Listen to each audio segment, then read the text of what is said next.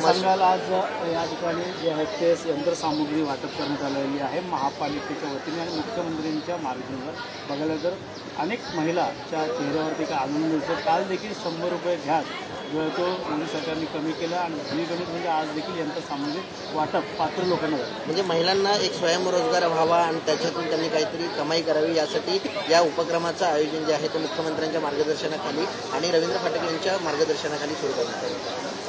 महाराष्ट्राचे लाडके मुख्यमंत्री एकनाथ शिंदे साहेब यांच्या मार्गदर्शनाखाली आणि फाटक साहेब आमदार फाटक साहेब यांच्या प्रयत्नाने ठाणे नगरपालिका विकास विभागातर्फे जे आनंदीगे स्वयंरोजगार अंतर्गत महिलांकरता जो आज वाटप करताय सामग्री वाटप आहे यंत्रसामग्री त्या माध्यमातून महिलांना एक रोजगार दिला गेला आहे। काहींना घरघंटी दिली आहे, काहींना शिलाई मशीन दिले।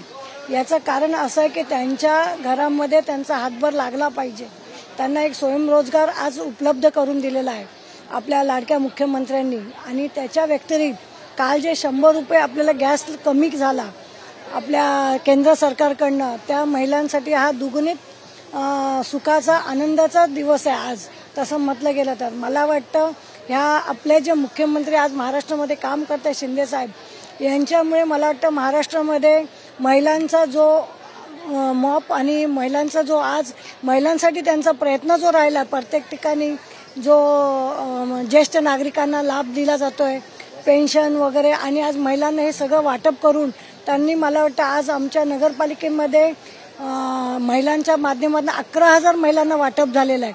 आमच्या विभागात 350-400 महिलांना आज योजना लाभ झालेला आहे। तर ह्या 400 घरांमध्ये आज मला वाटतं रोजगार दिला गेला आहे।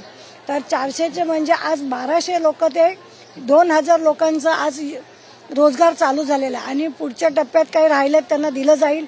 त्याच्यामुळे मी लाडके मुख्यमंत्री यांना मी धन्यवाद म्हणेन आमच्या सगळ्या महिलांतर्फे।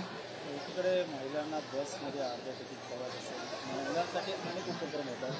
काय वाटतं महिलांच्या अजून अपेक्षा आहेत की अजून ह्या वस्तू व्यतिरिक्त अजून रोजगार भविष्यात कशा प्रकारे लागू नाही मी साहजिक म्हणेल जे महिलांना आता बसमध्ये 50% आरक्षण दिलं गेलं आहे त्याच्यामुळे मला वाटतं महिलांनाच का दिलं गेलं आहे तर त्याचं कारण असं आहे महिला ही भले जरी घराच्या बाहेर पडत नसेल तरी महिला ही घराचा स्तंभ आहे, प्रमुख तीच आहे। कारण पुरुष माणूस घरी बाहेर काम करतो तेवढंच घरात ती स्त्री पण काम करते। तर महिलांना हा आरक्षण दिल्यामुळे मी आता मगाशीच बोलले की शिंदे साहेबांनी मुख्यमंत्र्यांनी जे महिलांच्या योजना जे केल्या आहेत महिलांना प्राधान्य दिलं आहे त्याच्याबद्दल मी आधीच त्यांना धन्यवाद बोलले। पण ह्या सगळ्या महिलांच्या योजना करून मला वाटतं महिलांना लाभ झालेला आहे आणि याच्या पुढे पण आम्ही महिला अपेक्षा करू की आमच्या महिलांना काय अपेक्षा असणार काय योजना त्यांच्यातर्फे झाल्या पाहिजेत।